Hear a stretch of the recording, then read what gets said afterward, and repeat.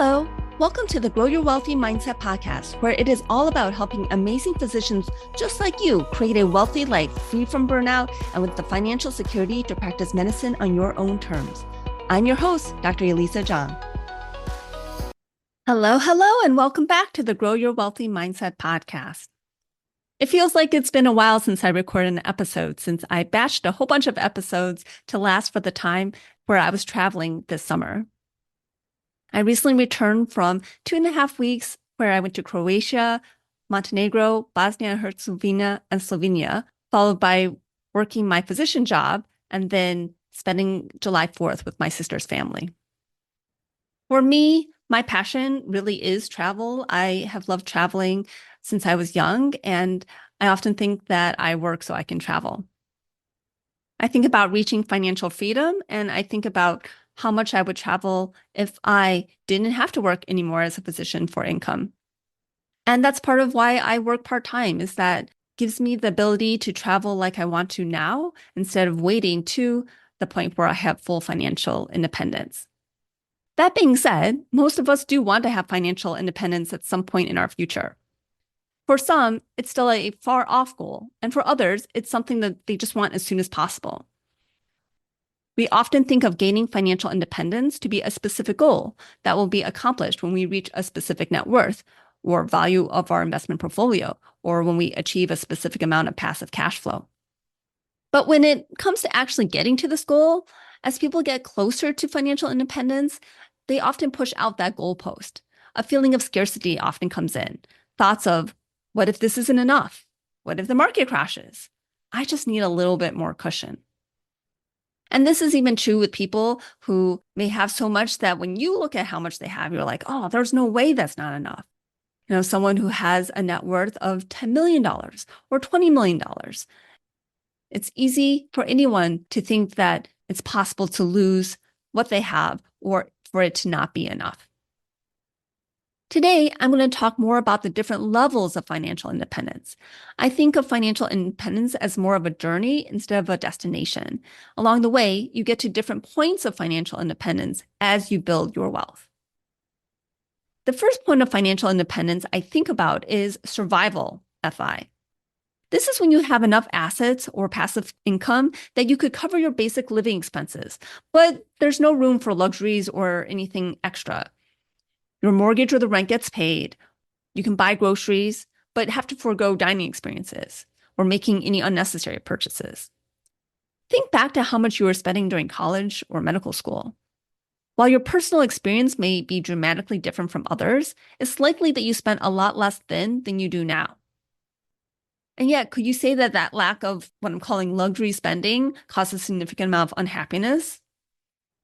Likely there were times that you still splurged on yourself and bought things that you didn't necessarily need, but brought you joy. Personally, I traveled internationally as a college student and a medical student where I paid for the trips myself. It wasn't something like my parents were funding the trips. I remember staying at a hotel that was $8 a night in Ecuador and eating a meal that cost $3. For most of us, there was a time when we lived on a lot less. I'm not saying that we want to go back to those times, but the point is that we could live on less than we do now. Of course, there are some fixed expenses that we've locked in that can be difficult to change. And some of those expenses are things that we don't want to change. For example, we may love our beautiful house. And yes, we could sell the house and live in something that costs less if we absolutely needed to, but few of us likely want to make that change. To figure out your survival financial independence number, you want to list out all the expenses that you can't absolutely not live without and could not easily change. This will include costs for housing, utilities, food, transportation, as well as minimum payments for any outstanding debt, including your mortgage, car loans, or student loans. If you have credit card debt, instead of the minimum payment, you want to calculate the payment that's necessary to keep the debt from increasing. The nefarious thing about credit cards is that if you only make the minimum payment, even if you never add any additional debt, the balance will still continue to grow because the interest rate is just that high. Depending on your situation, you may want to leave out the cost of childcare with the assumption that if you're not working to bring in income, then you could be with your children and no longer need daycare or a nanny. Once you figure out your absolutely necessary expenses, then you can get an idea of how much income you would need to cover those expenses. That income could come from any passive income you have currently from investments or by slowly selling off investments to provide income. If you plan on selling assets from a portfolio that's invested in stocks and bonds, then you want to divide your expenses by 25 to see how large a portfolio you would need of stocks and bonds in order to support your survival level of financial independence. Of course, most of us would not stop working when we get to the level of survival FI. As I said earlier, I feel like I work to travel, and there is some truth to that. Between my husband's income and our investments, if I didn't travel at all, we could cover our current expenses. There was a time that I was so burned out working as a physician, but felt trapped by the need to work. I remember my husband kindly saying that I could quit working and that we could live off his income. And my reply at that time was that we had outgrown his teacher salary. Since then, we've made changes so this is no longer true. And it's freeing. To point out the obvious, yes, he would still be working, but he has no problem with that. His work gives him purpose, and the upsides still outweigh the downsides. The next level of financial independence I'd like to talk about is something that I've heard called Coast FI. Arguably, this is the first level of financial independence people achieve, and depending on your goals, you may achieve this level of Coast FI before reaching Survival FI. Coast FI is where you have enough invested that you no longer have to contribute towards your nest egg, but that nest egg is not large enough to fund the lifestyle that you are currently living or the lifestyle that you would want to live if that meant no longer working for income. I stress the working for income because there are many people who choose to continue to work even after reaching financial independence because they want to. And my mission is really to help doctors reach that point sooner than later.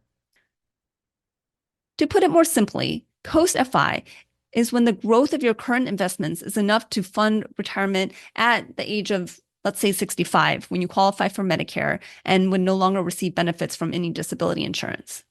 I'm picking 65 as somewhat an arbitrary age, but it still seems the age that people most commonly think of as retirement age.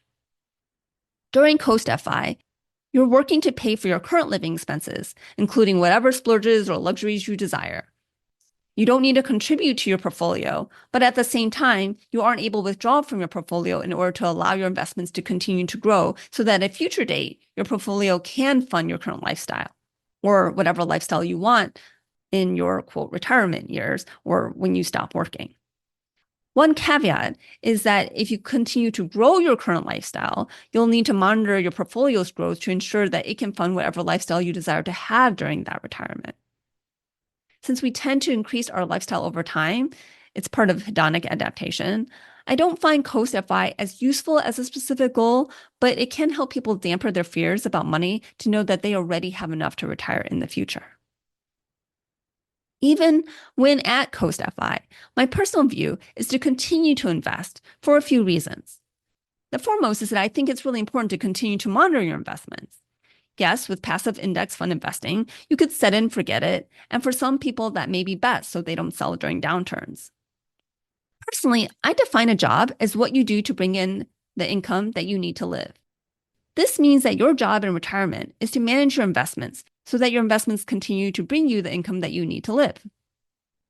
Starting that job now by learning and managing finances and investments while you're working your current day job will make you more proficient and confident when it becomes your only job to manage your investments. Although I've been at Coast FI for some time now, I honestly don't even remember when we got to this point since it's not a goalpost I really looked at.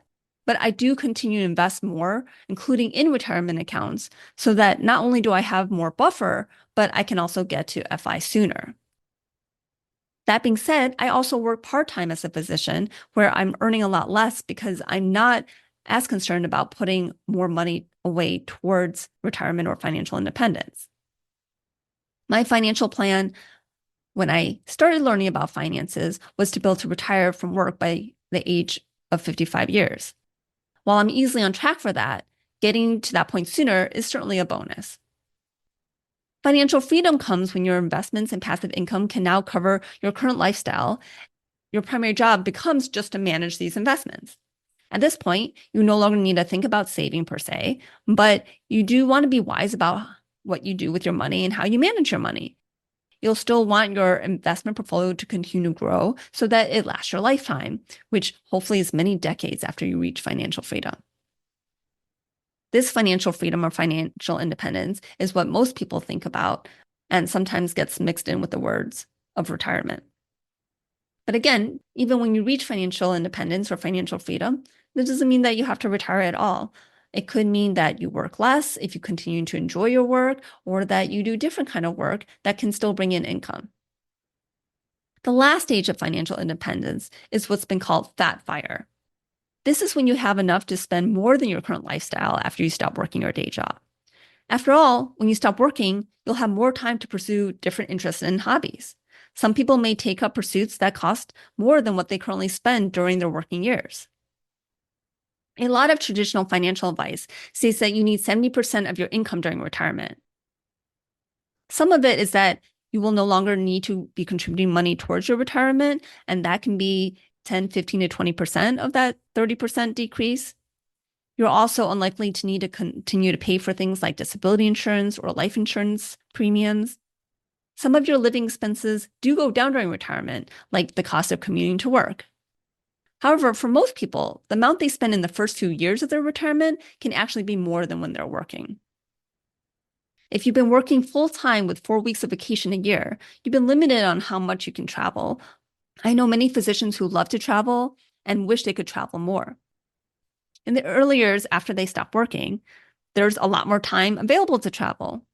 I have no facts to really back this up, but in my experience, I spend more when I'm traveling than when I'm staying at home. It makes sense because when I'm traveling, I'm paying for lodging while still paying to upkeep my home. I'm eating out most meals instead of cooking at home. I'm spending on activities like entrance fees for museums or going kayaking. I may also be renting a car, even if I have a car sitting in the garage of my house. If you sell your primary residence and slow travel around the world, it is possible that you could spend the same or less than you did before you stopped working, but I don't think that's what most people end up doing. Even if you haven't been bitten by the travel bug, and I know I've kind of talked a lot about travel in this episode, there may be other activities you want to pursue that cost money. You may decide to scratch that entrepreneurial itch and start a business that will need startup capital. You may love horseback riding or sailing or some other hobby that has relatively high expenses associated with it. On a less fun note, you may also have higher healthcare expenses depending on your personal situation. This may even be part of the motivation for you to stop working so that you're more readily able to take care of yourself or that your work isn't as straining on your body. Whatever the reason, Fat Fire is planning for spending more once you stop working, which means having additional income from your investments that exceeds the income while you were working. Some people define Fat Fire as not necessarily increasing your spending when you stop working, but being able to maintain the same high level of spending which you had while you were working. If your household spends $300,000 a year and wants to continue that level of spending, that could be considered Fat Fire as well. And I've mentioned this multiple times in this episode, but reaching financial independence doesn't mean that you have to stop working and doing things that bring in income. Before you even reach financial independence, you can start to cut back on how many hours you work or how many days you work. You may enjoy your job a lot more when you aren't doing it quite as much. You can also shift to working to a job that may pay less than what you're currently making, but you find more fulfilling. It's all your choice. Reaching financial independence is about giving you more choices. The different levels of financial independence are about broadening those choices. When you reach survival financial independence, you may choose to leave a current work situation, even if you don't have something else lined up, knowing that you have time to figure it out. You could choose to do this even if you haven't reached survival FI, but knowing that you have enough to live on for the meantime, maybe just in your emergency fund. I do think that maybe knowing that you have enough to live on indefinitely does make the choice to leaving a current situation a little easier. And of course, it depends on what that current situation is. Survival FI, Coast FI, Traditional FI, and Fat FI are 4 different levels of financial independence. There are other levels that you can define for yourself if it's useful for you. I hope you can see how I think about financial independence as a journey and less as a destination. Instead of the mentality of working full-time until you have enough to stop working, think more of how you could earn enough to be progressing towards your financial goals, but also enjoying your life now. Does gradually decreasing how much you work make sense for you? Or does starting a business that you can grow to bring in income and eventually streamlining the business so that you don't have to spend as much time working on or in the business a path you want to pursue? Part of growing a wealthy mindset is opening your mind to all the opportunities available, all the possibilities beyond the traditional model. If you would like help figuring out your journey to financial independence, I want you to really consider working with me. You can set up a Zoom meeting at my website, www.growyourwealthymindset.com. I'd love to talk to you more about it. Not ready to meet with me yet? Then why don't you try doing my Financial Freedom Workbook? It's totally free, and you can download it at my website, www.growyourwealthymindset.com/FI workbook. That link is also in the show notes. If you feel like you're still delaying gratification and living for the future instead of living for today, I really want to encourage you to think about what would it take for my life to be the best life possible now, given the current constraints I have now.